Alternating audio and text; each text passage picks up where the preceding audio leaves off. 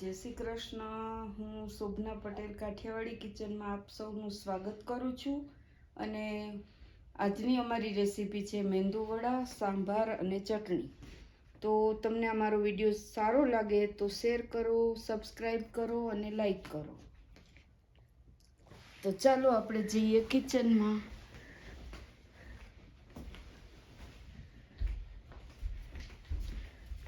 જય શ્રી કૃષ્ણ. હું આજે બનાવીશ મેંદુ વડા અને સાંભાર. તો મેં એના માટે આગલે દિવસે અડદની દાળ પલાળીને રાખી હતી. એ જો ફૂલીને સરસ થઈ ગઈ છે. હવે હું એને પીસીને બતાવીશ તમને. આવી રીતે આપણે મિક્સરમાં એને પીસશું. એમાં મેં અત્યારે પાણી નથી નાખ્યું. ત્યાર પછી આપણે બરફના ટુકડા નાખશું અને એને એકદમ સ્મૂથલી પીસશું. હવે આપણું પીસાઈને રેડી થઈ ગયું છે.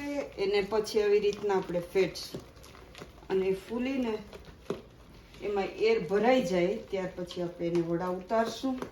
એની અંદર હું બધો મસાલો કરીશ એ હું તમને બતાવીશ કે મેં શું શું નાખ્યું છે.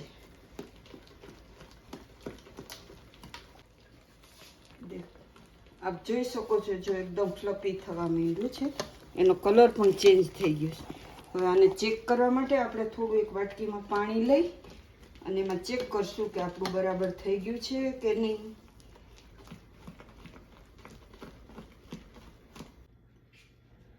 તમે જોઈ શકો છો, જો આપણું બરાબર બેટર થઈ ગયું છે.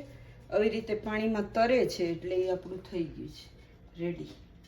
હવે એની અંદર આપણે નાખશું લીલા મરચાં, આદુ, લીમડાના પાન, કાળા મરી અને સ્વાદ મુજબ મીઠું.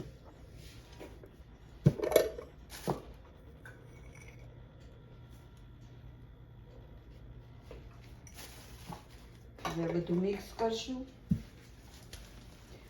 મિક્સ કરશું. અને ત્યાર પછી હું તમને વડા ઉતારીને બતાવું છું. આ બાજુ મેં ઓઇલ પણ ગરમ મૂકી દીધું છે એટલે આપણું ઓઇલ પણ ગરમ થવા લાગ્યું છે. એ થઈ જાય એટલે હું તમને બતાવું.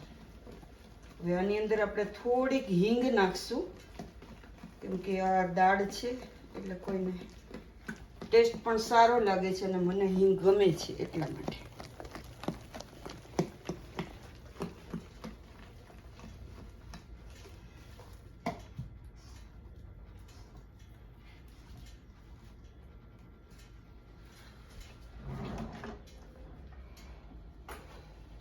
હિંગ નાખું છું અને આની અંદર મિક્સ કરી દેશું. ત્યાર પછી હું તમને વડા ઉતારીને બતાવું છું.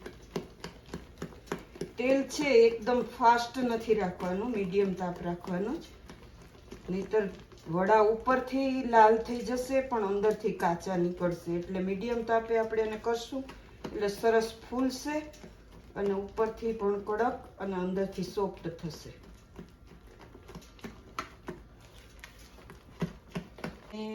આ ઓઇલનું પેલું છે ને એ ચેન્જ કર્યું કેમ કે પેલું મારા માટે નીચેથી સરખું નહોતું એટલે મને ડર લાગ્યો કે કદાચ ઓઇલ નીચે પડી જાય તો, એટલા માટે મેં ચેન્જ કરીને બીજું લઈ લીધું છે. હવે આપણે વડા બનાવશું. આવી રીતે આપણે એને વડા નાખશું તેલની અંદર.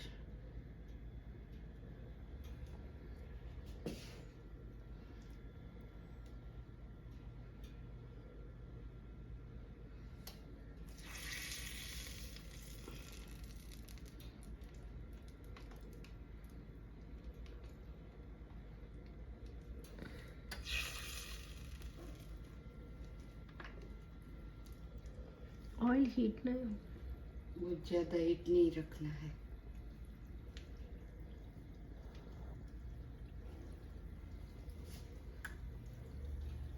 One go. આપણે પછી આવી રીતના એને પલટાવી દેવાના અને એને એકદમ સરસ ગુલાબી કલરના તળવાના.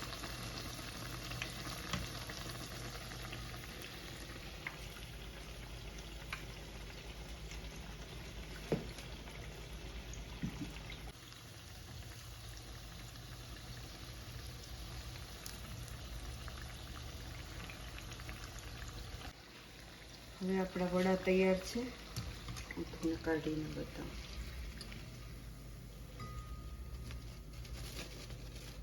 જો સરસ અવાજ આવે છે ને.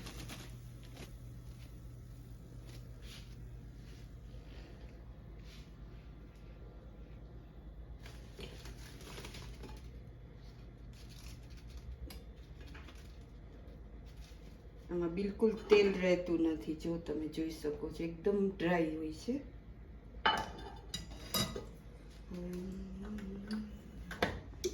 હવે આપણે સાંભાર બનાવવાની તૈયારી કરશું અને હું ત્યાર પછી તમને સાંભાર બનાવવાની રેસીપી બતાવું તમને.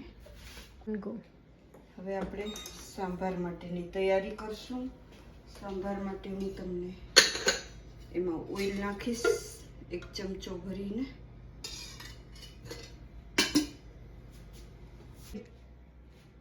હવે આપણું ઓઇલ ગરમ થાય ત્યાર પછી એની અંદર આપણે નાખશું રાઈ,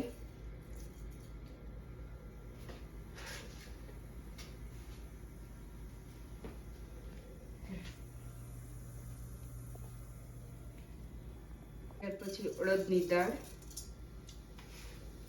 થોડી મેથી, થોડી હિંગ, લાલ મરચું, લીમડાના પાન અને ડુંગળીનો વઘાર કરશું.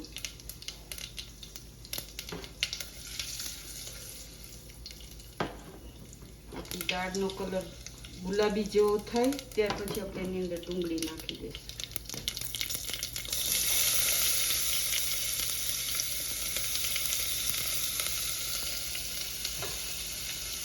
તો અહીંયા દાળ બાફીને રેડી રાખી છે.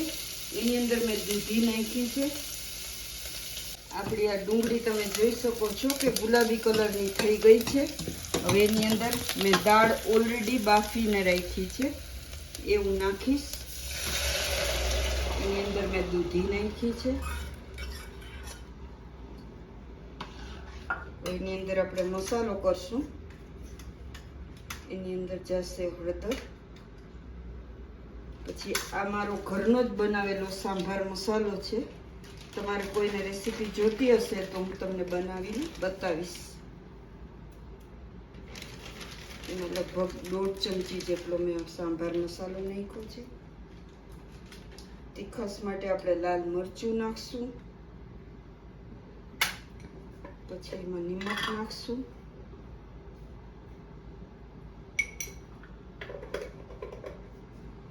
અને હવે આપણો ઉકળે સાંભાર ત્યાર પછી હું તમને બતાવીશ.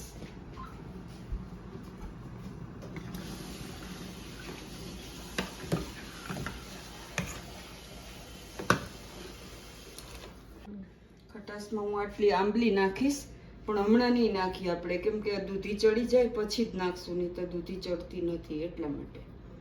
આટલી મેં આંબલી અંદર નાખીશ એટલે એનો ટેસ્ટ એકદમ સરસ આવે છે.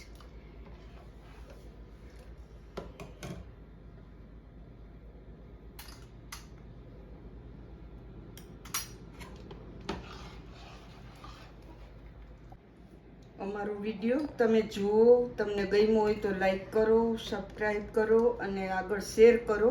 તમે આગળનો મારો વિડીયો ના જોયો હોય તો તે ચોક્કસ જોજો અને કોઈ કોમેન્ટ કરજો તમને સારો લાગ્યો છે કે નથી લાગ્યો.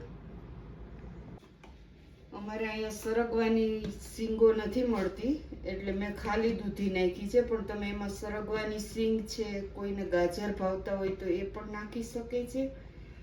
અને બીજું ગમે એ તમને શાકભાજી ગમતું હોય એ તમે નાખી શકો છો તો એ સરસ લાગે. પણ ગાજરના હિસાબે થોડી સ્વીટનેસ આવી જાય એટલે અમારા ઘરમાં સ્વીટનેસ વાળું નથી ખવાતું એટલે અમે નથી નાખતા. તમને પસંદ પડે તો તમે નાખી શકો છો. સાંભાર રેડી થઈ ગયો છે અને આપણે એને સર્વ કરશું. આમાં મેં અંદર આંબલી નાખી દીધી છે અને ઉકળી ગયો છે મસ્ત મજાનો. જોઈ શકો છો આપણો સાંભાર રેડી છે. તો ચાલો જમવા માટે મેંદુવડા, સાંભાર, ચટણી. ચાલો આજનો અમારી રેસીપી મેંદુવડા અને સંભારની સાથે ચટણી તૈયાર થઈ ગઈ છે. તો તમને મારી આ રેસીપી યોગ્ય લાગે અને સારી લાગે તો શેર કરો, લાઈક કરો અને સબસ્ક્રાઈબ કરો. અને હવે આપણે નેક્સ્ટ વિડીયોમાં મળશું. બાય. જય શ્રી કૃષ્ણ.